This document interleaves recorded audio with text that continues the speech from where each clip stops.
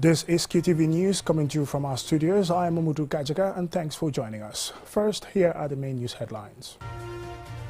Two press releases from the Gambia government spokesperson issued today, Wednesday the 21st of December 2022, say that following intelligence, some serving soldiers plotting to overthrow the government have been arrested.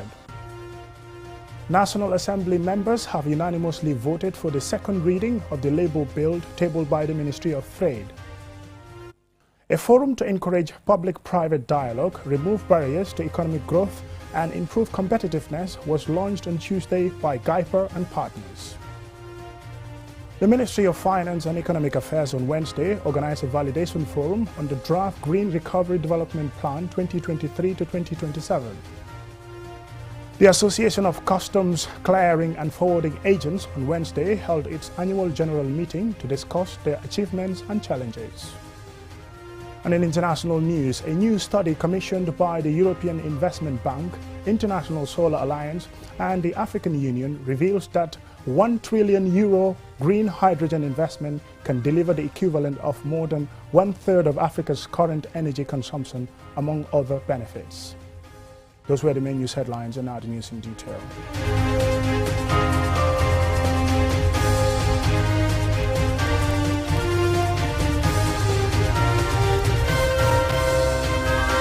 Welcome and thank you for joining us. This is QTV News.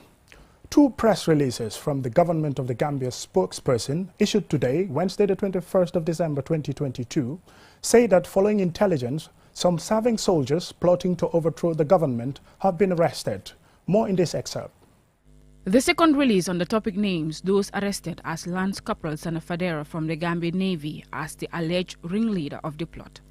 Corporal Mbara Toure from 1st Infantry Battalion, Yundum Barracks, Corporal Ibrahim Asano from the Military Police, who is currently on study leave, and Sergeant Jibril Dabo from the Gambia Navy. The apprehended soldiers are currently helping the Military Police with their investigations.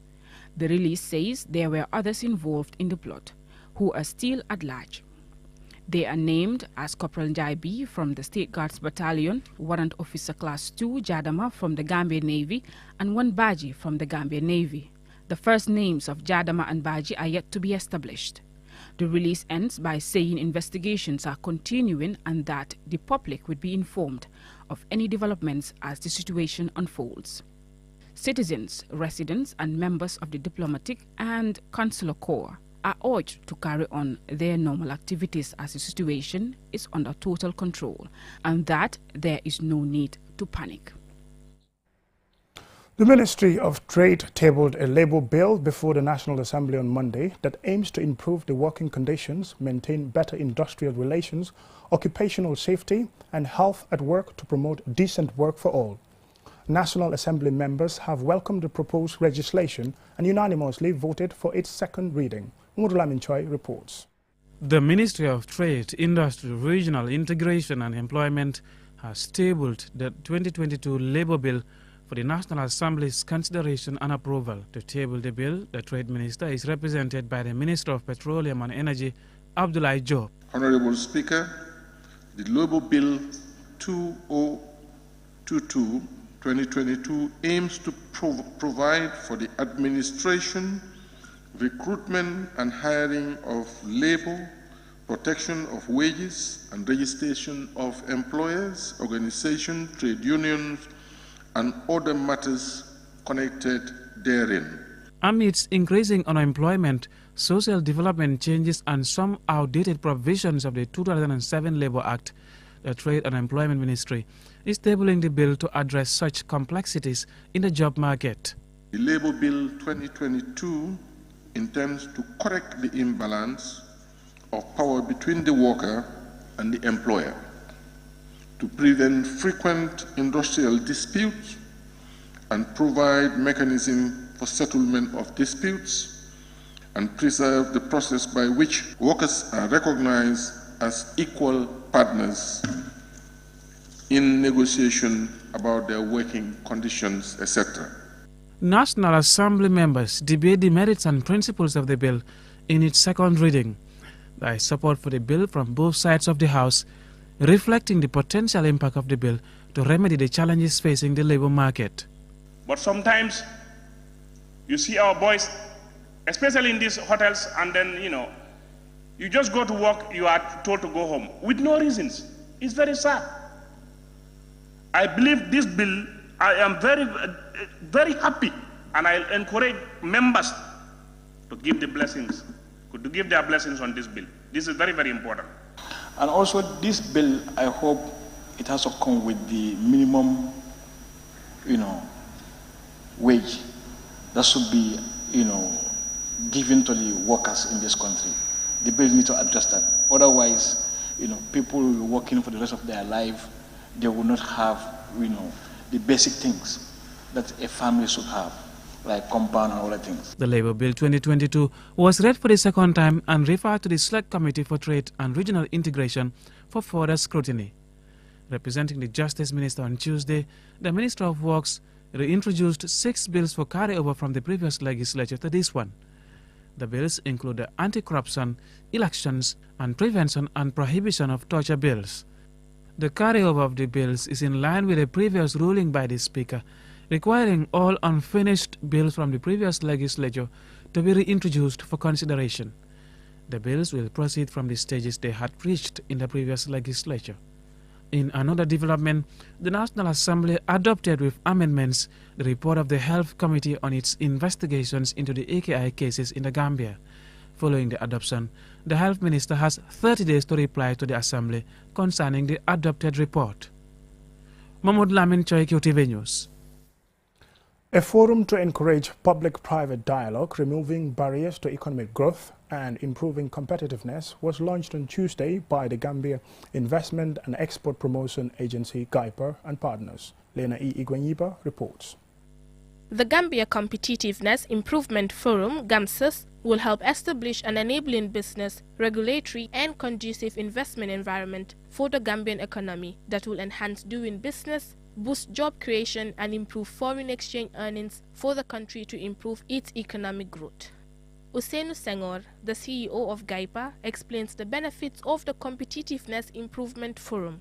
What this Competitiveness Forum will do for the business community is to create an avenue for a more structured interchange between public to public, public to private, and private to private, and civil society, with the overall aim of harnessing a viable, friendly business environment by providing policy recommendations for economic reforms to promote sustainable growth for our economy and showcase a competitiveness investment environment. The GAMSIS is created to bring all stakeholders under one umbrella to establish an enabling business and investment environment in alignment with its remit to establish the Gambia as an investment hub and advocating for a friendlier business environment. Babukar Juf is the Minister of Trade, Industry, Regional Integration and Employment. The launch of the Gambia Competitiveness Improvement Forum, or in short GAMSHIF, is an important occasion for the ministry in particular and the government as a whole, as it demonstrates our commitment to institutionalizing dialogue between the state and non-state actors in public policy making. The government has long recognized the importance of inclusivity in public policy making and therefore developed a framework in the GAIPA Act 2015 that legitimized its institutionalization. According to Business Data website, Trading Economists, global macro models and analyst expectations, GDP in the Gambia will reach $2.19 billion by 2020 in the long term. The Gambia's GDP is projected to trend around $2.3 billion in 2023 and $2.47 billion in 2024.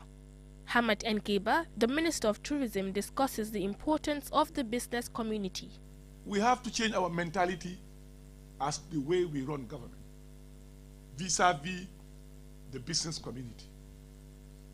I think really, unless that is addressed, the issue of doing business in the Gambia will not improve, or the improvement would erode. So let's be honest to each other. We cannot exist without the business community. It is not possible, because if they don't grow, if they don't make money, they will not grow. If they don't grow, they will not pay more taxes to us. The GAMSIS is a public-private platform established under the GAIPA Act 2015. The head of state is the chairman of the GAMSI's executive body, which comprises 9 cabinet ministers and 5 private sector representatives, amongst others. The 2015 Act also designates GAIPA as the secretariat of the GAMSIS. Reporting for QTV News, I am Lena E. Gwenyiba. The Ministry of Finance and Economic Affairs on Wednesday organized a validation forum on the draft Green Recovery Development Plan 2023 to 2027. Suleiman Dabo has more. The forum was attended by government officials, including the Secretary General and Head of the Civil Service, the Minister of Trade, the Permanent Secretary at the Ministry of Finance, UNDP, civil society organizations, non-governmental organizations, and other stakeholders. The draft plan, dubbed Recovery-Focused National Development Plan, will form the basis of government development priorities for the period 2023 to 2027. According to the consultants who prepared the draft, this document was prepared in consultation with stakeholders across the country, including individuals at ward and regional levels. According to Babukari Diouf, the Minister of Trade and Employment, the RFNDP can help identify and address the development agenda of the Barrow administration. This plan is the vehicle through which we as a government define the requisite strategies to address the prevailing socio-economic development challenges, taking into account our past and present circumstances.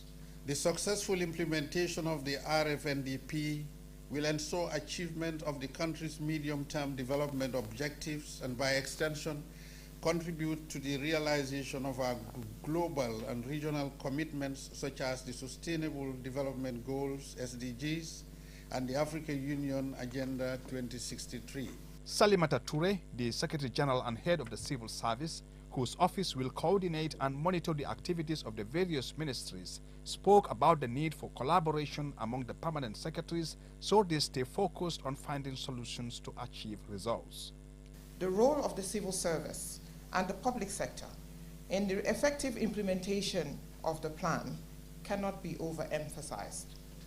The public sector is the steel frame for reforms and improved service delivery for the attainment of our national development objectives. During this plan period, it is envisaged that the government will develop and support institutional capacity for the effective implementation, monitoring, and evaluation of the RFNDP. Your roles as permanent secretaries and heads of department and agencies is key in the attainment of the key objectives of the RFNDP. The Permanent Secretary, Ministry of Finance and Economic Affairs, Abdoulaye Jallow, the representative of the UNDP Country Resident Coordinator, John Luanda, both talked about the importance of this validation forum in terms of its relevance to achieving the ultimate objective of delivering the desired development aspirations for the Gambian people. The NDP 2023 to 2027 is a successor to the 2018-2021 National Development Plan, which has been phased out. Much of the desired objectives of that NDP, one may argue, have not been achieved, mainly due to the COVID-19 pandemic, which shut down the world's economies. The fate of this successor plan will depend on its effective implementation through vigorous evaluation and monitoring of the various implementation stages. The media, among other stakeholders, has a pivotal role to play in holding officials accountable to this objective. Suleiman Dabo for QTV News. From that report, we will now go for a commercial break, and when we return, we still have some more local and international news stories. Still stay tuned.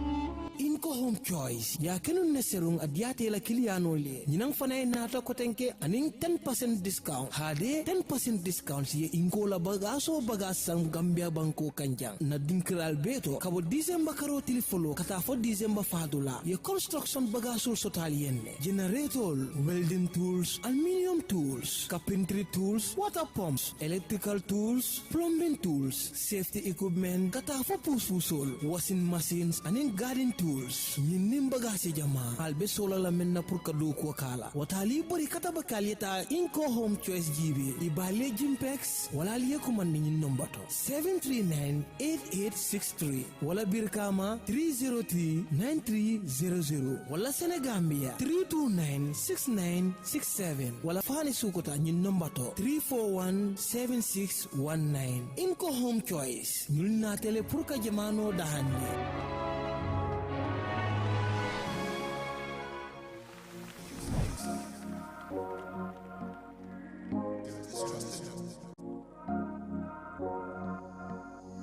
As the fastest growing GSM company in the Gambia, QCell has the widest 4G plus coverage in the country, 3 times faster internet speed than our competitors.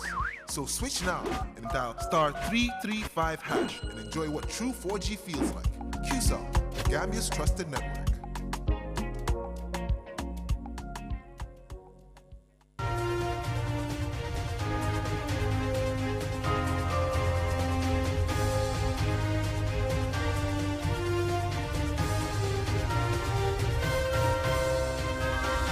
Welcome back and thank you very much if you're just joining us. This is QTV News. The Gambia Technical Training Institute Annex in Mansakonko has launched the ECOWAS Peace Club to promote peaceful coexistence and social cohesion in societies through technical and vocational education training, TVET. Bakari Balde reports.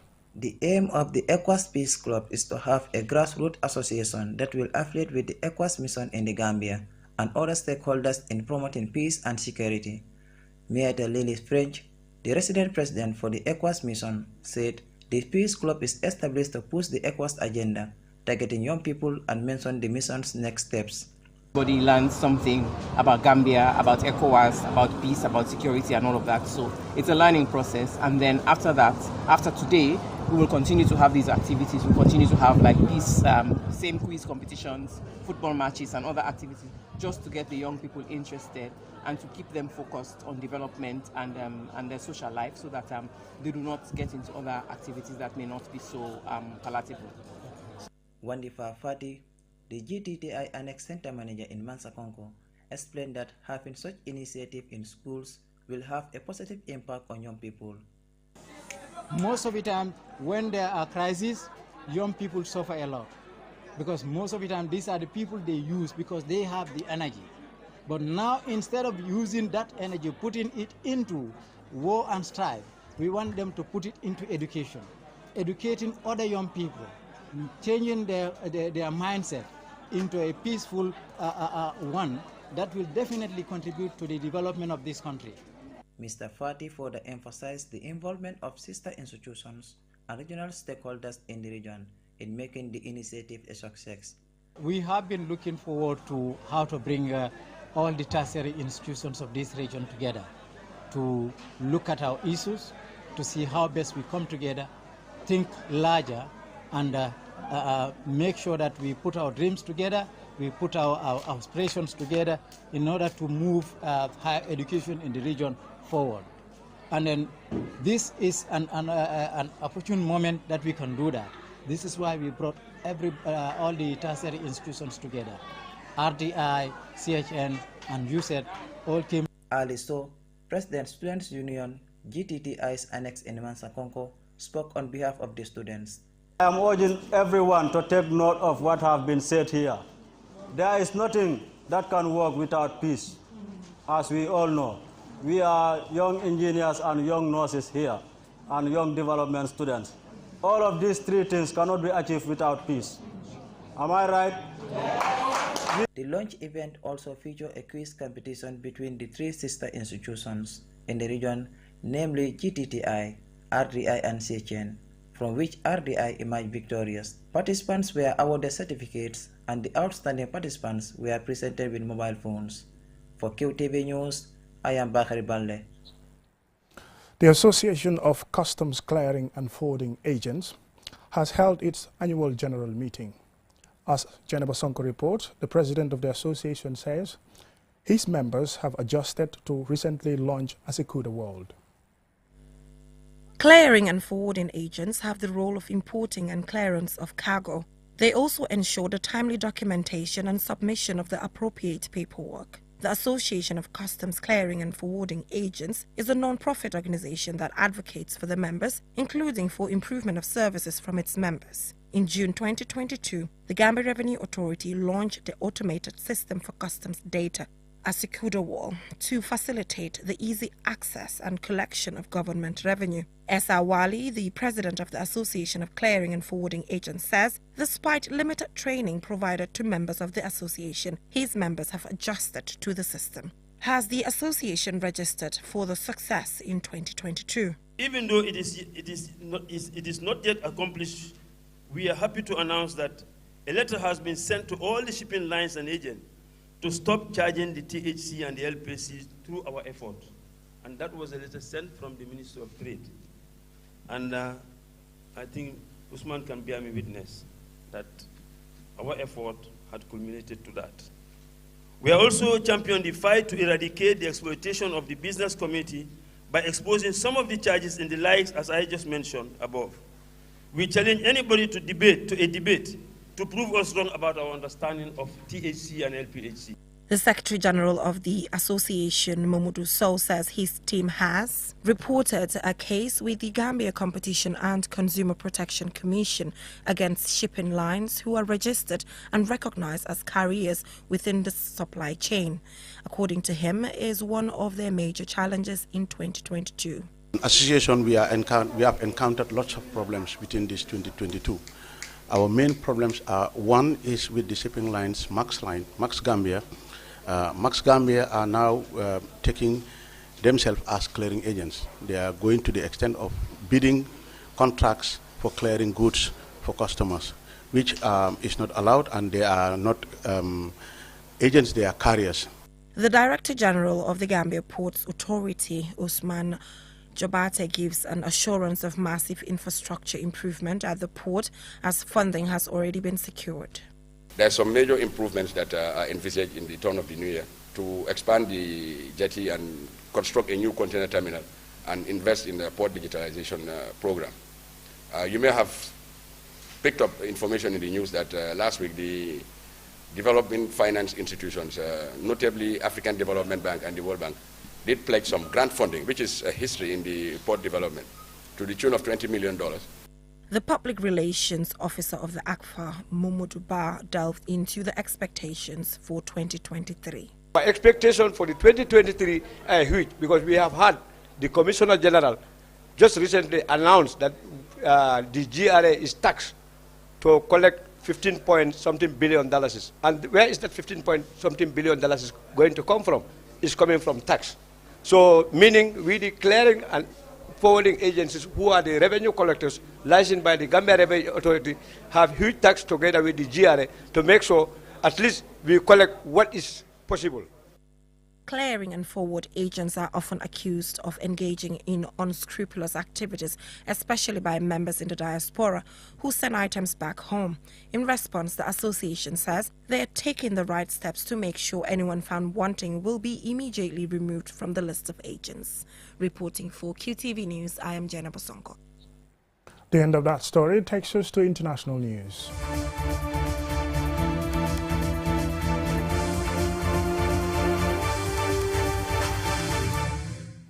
A new study commissioned by the European Investment Bank, International Solar Alliance and the African Union reveals that €1 trillion green hydrogen investment can deliver the equivalent of more than one-third of Africa's current energy consumption, boost GDP, create employment, improve clean water supply and empower communities. Jilden Jai tells us more. The Africa's Extraordinary Green Hydrogen Potential Report presents the first detailed research of the feasible development of green hydrogen across the continent. The new study combines analysis of investment opportunities focusing on three hubs: Mauritania, Morocco, Southern Africa and Egypt, with a roadmap of technical, economic, environmental and financial solutions to unlock commercial development. The report is supported by the government of Mauritania, High Deal and United Cities and Local Governments Africa. The comprehensive analysis carried out in recent weeks suggests that large-scale green hydrogen investment can accelerate decarbonization by enabling large-scale African energy users, such as fertilizer and steel producers, to use green hydrogen. The study highlights that solar-powered green hydrogen is economically viable and can be produced at less than €2 per kilogram, cheaper than traditional fossil fuel energy, and cater for local energy demand and allow energy hydrogen to be exported to global markets. This is equivalent to energy cost of $60 a barrel. On the roadmap for green hydrogen commercialization across Africa, the research suggests 3 requirements to enable 50 million tons of green hydrogen to be produced in Africa by 2035. These include national planning, regulation, and incentive schemes to mobilize private sector investment. Pilot projects need to show successful green hydrogen generation, storage, distribution, and use at both demonstration and commercial scale. Market-based partnerships are needed to enable mass-scale domestic and international takeoff and demand for green hydrogen and increase cooperation to design, finance, build, and operate green hydrogen production, storage, and distribution infrastructure.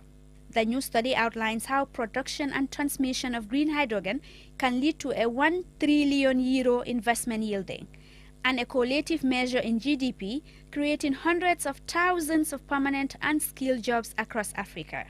Large-scale green hydrogen investment will transform supply of clean water in areas regularly impacted by drought and chronic water shortages and will help empower communities.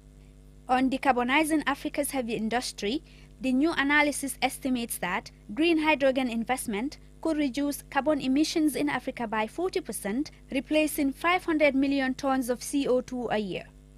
According to the study, large-scale green hydrogen generation will enable Africa to supply 25 million tons of green hydrogen to global energy markets, equivalent to 15% of current gas use in the European Union. The new analysis will be followed by in-depth research of local energy hydrogen investment potential, regulatory requirements, and changing demand in the coming months. The study was previewed at the Mauritanian Pavilion at COP27 in Sharm el-Sheikh by Abdes Salam Ul Mohamed Salah, Minister of Energy of the Republic of Mauritania, and other stakeholders. Stakeholders from UCLG, HyDeal, government leaders, ministers, international finance, business partners, and civil society from across Africa attended the unveiling event. For QTV News, I am Julden Yai. Well, that's all we have time for in this edition of the news. Thank you very much for watching. Join us again at 10 for another bulletin.